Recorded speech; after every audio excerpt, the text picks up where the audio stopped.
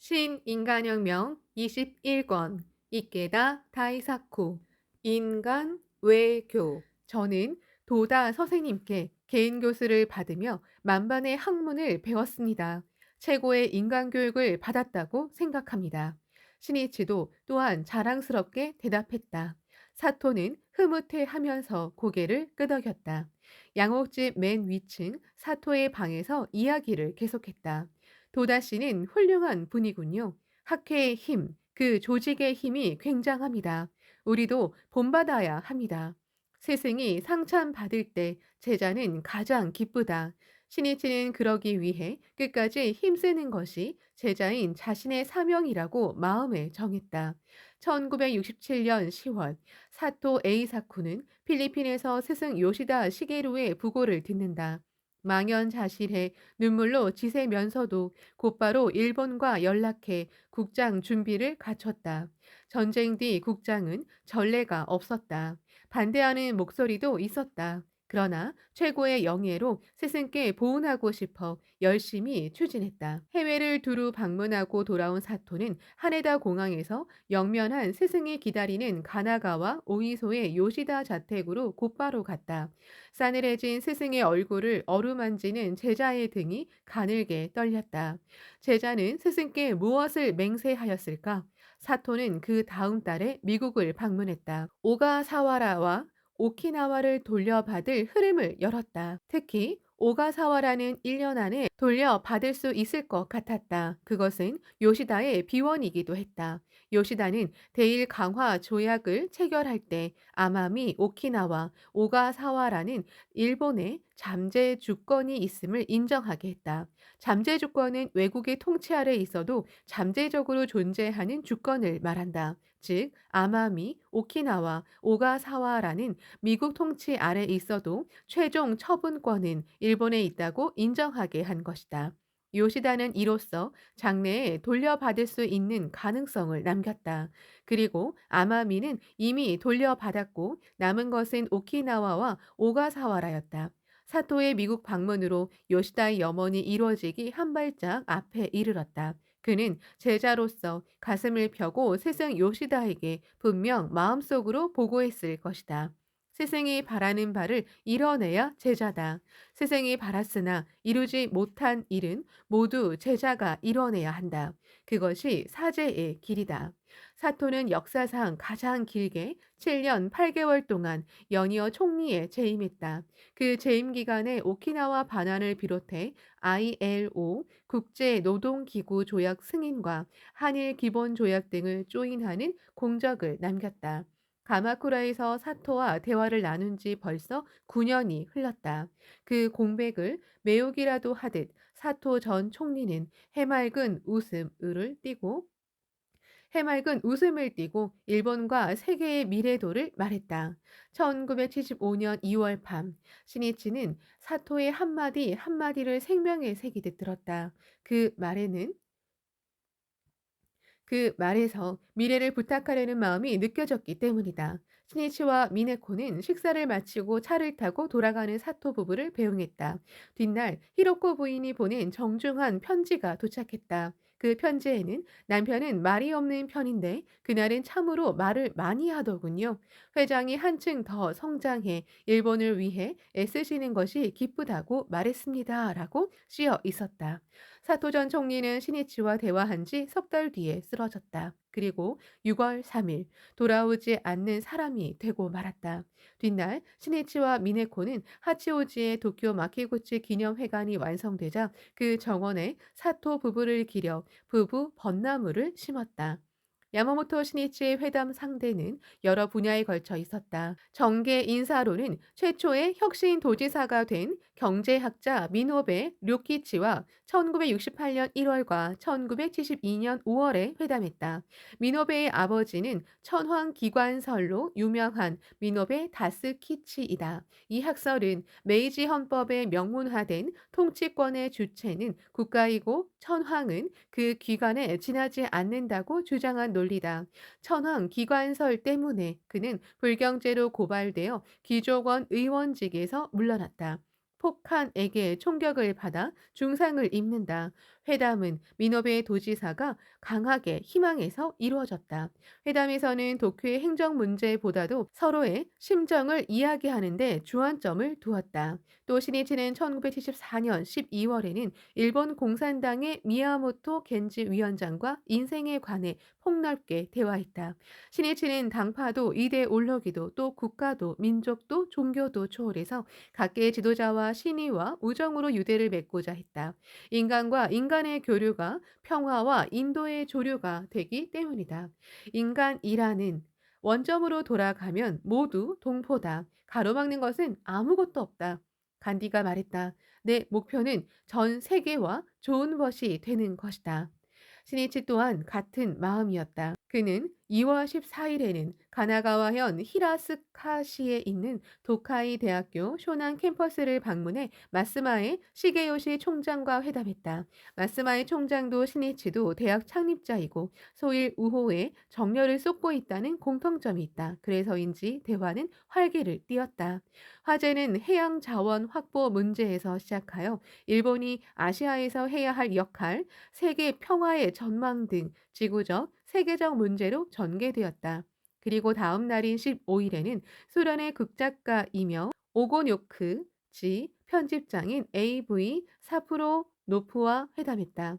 21일에는 모스크바 대학교의 YS 쿠쿠시킨 역사학 부장과 다음 날 22일에는 아프리카 가나대학교의 알렉산더 콰퐁부 총장과 25일에는 나카야마 요시히로 전 주프랑스 대사와 그리고 27일에는 중국 대사관의 리렌칭 참사관과 회담했다. 학회 본부의 순회 간부들은 신이치가 정력적으로 전개하는 대화에 그저 놀랄 뿐이었다. 신이치가 청년부 간부 몇 사람과 간담할 때 한 멤버가 물었다. 최근 몇 년 선생님께서 회담하신 요인들은 여러 분야에 걸치며 더욱이 전 세계에 퍼져 있습니다. 또 이대 올로기로 보자면 사회주의 사람도 자유주의 사람도 있고 종교도 서로 다릅니다. 더군다나 그런 분들이 선생님과 만난 후에는 선생님을 존경하고 깊이 신뢰합니다. 주의도 주장도 가치관도 다른 사람들과 서로 공감하고 우정을 맺으려면 어떤 마음가짐이 필요합니까? 신이치가 웃음을 띠고 말했다. 갖가지 차이가 있는 것은 당연하지 않은가? 차이는 개성이기도 하네. 차이가 있기 때문에 이 세계는 온갖 꽃이 어우러져 핀 꽃밭이라네. 그러니 차이는 본래 인정해야 하는 것이고 존경해야 하며 서로 배워야 하는 것이지. 먼저 이런 관점을 가져야 하네. 따라서 어떤 종교를 믿는 인간이라도 존중하는 것이 대전제이지. 시인 가네코 미스즈는 모두 달라서 좋구나 하고 노래했다. 그러한 마음이 중요하다. 신이치는 청년과 대화할 때면 가슴에 정열이 불타올랐다. 자신이 놓은 다리를 그리고 개척한 길을 단단히 다져 평화의 대도를 만드는 사람이 청년들이라고 생각하니 목소리에 힘이 실렸다. 사람은 모두 다르지, 다양하지. 그러나 그 차이를 뛰어넘은 공통 항목이 있다네. 그것은 모두 이 지구에 사는 같은 인간이라는 점이지. 그리고 생로병사를 꿰뚫어 보며 누구나 행복하기를 바라고 평화를 소망하며 열심히 살고 있다는 점이네. 그 공통 항목에서 보면 공유해야 할 사상에 도달하기 마련이지. 그것은 생명은 존엄하며 누구에게나 생존할 권리가 있다는 것이라네. 행복해질 권리가 있다는 것이지. 그러니까 전쟁을 절대로 허용하면 안 된다네. 그 생명 존엄을 뒷받침하는 것이 일체 중생이 본래 부처라는 니치레인 불법의 천리이지. 그래서 도다 선생님은 불법자의 관점에서 지구 민족주의를 제창하고 원수포 금지 선언을 발표하셨다네.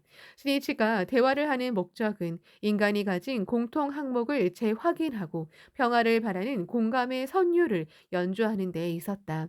국가, 민족, 종교의 차이를 뛰어넘어 생명 존엄을 지키는 인간의 스크럼을 넓히는 것에 있었다. 시네치는 인간의 양심을 믿었다. 흉금을 터놓고 성의를 다해 대화하면 반드시 서로 이해하고 공감하며 신뢰하게 된다고 굳게 믿었다. 시니치가 말을 이었다. 인간은 국가의 이해나 처지를 비롯해 여러 관계에 얽혀 있네. 그것을 뛰어넘어 인간으로서 보편적인 가치를 위해 일어서느냐, 또 불신을 신뢰로 바꿀 수 있느냐, 이렇듯 생명을 개발하는 일을 대화라고 할 수 있지. 그래서 대화에는 인내, 끈기, 영지, 확신이 있어야 하네. 또 대화하면서 인격과 사상, 신념을 만나고 새로운 지식이나 지혜, 발상 등을 받아들일 수도 있지. 대화는 인간의 격을 높이는 지름길이라네. 정신을 단련하는 가장 효과적이고 자랑스러운 방법은 대화하는 것이라 생각한다. 이는 프랑스 사상가 몽테뉴의 탁견이다. 시니치는 대화로 세계를 서로 이어줄 평화와 인도의 연대를 쌓아 올려야겠다고 생각하니 조금이라도 더 시간이 필요했다. 한정된 인생이다. 시간을 헛되이 보내는 일은 생명을 낭비하는 것과 같다. 시네치는 한순간이라도 헛되이 살지 않겠다고 다짐했다. 시네치는 이 무렵 방대한 원고를 쓰고 있었다.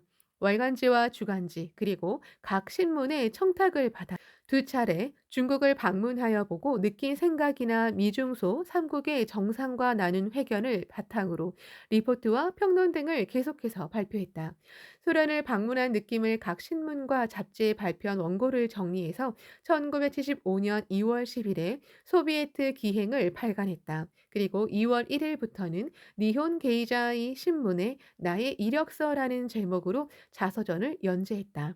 실은 이 3년 전부터 몇 차례 원고 청탁을 받았지만 1920년대에 태어난 나는 사람들에게 말할 만큼 아직 인생의 연륜이 깊지 않다고 생각해 굳이 사양했다. 그러나 제3 부탁하자 거절하지 못하고 결국 연재하기로 했다. 연재는 3월 초순까지 날마다 이어진다. 나의 이력서는 1928년 1월 2일 신이치가 태어나면서부터 시작했다. 제1회는 완고한 아버지 이야기를 썼다. 그 제목이 고집불통님이다. 이어서 소년 시절의 가업인 김 만드는 일을 돕거나 신문 배달을 한 일도 썼다. 군수 공장에서 일하고 군사 훈련 중에 쓰러져 혈담을 토한 청춘 시절의 추억도 남겼다. 공습으로 불이 번지는 것을 방지한다고 살던 집이 헐리고 새로 지은 집은 들어가기 바로 전날 공습으로 불타버린 일, 겨우 불 속에서 들고 나온 큰 나무 상자에 희나 인형과 양산 하나가 들어있던 일, 큰형의 전사, 불탄 자리에서 불태운 향악심, 그리고 인생의 스승이 된 도다 조세이와 만남. 나의 이력서는 체험을 바탕으로 평화를 위한 외침이 되었다. 신이치는 평생 평화를 외치는 것이 바로 전쟁 시대에 자란 자기 세대의 책임이라고 생각했다. 어떤 시대에 태어났는가? 그것 또한 숙명이고 사명이다. 나의 이력서에는 신이치가 도다 조세이의 출판사에서 근무하며 도다의 사업이 파탄 나는데도 스승을 지키고 떠받친 젊은 날의 고투도 남겼다. 미네코와 결혼하기까지의 과정도 선거법 위반이라는 무고한 죄를 뒤집어 쓰고 부당하게 체포된 오사카 사건도 있는 그대로 썼다. 연재는 신이치가 창각회 제3대 회장에 취임한 뒤에 이룬 세계 평화의 행적을 더듬어 1975년 1월 감에서 열린 세계 평화회의까지를 기록하고 끝난다.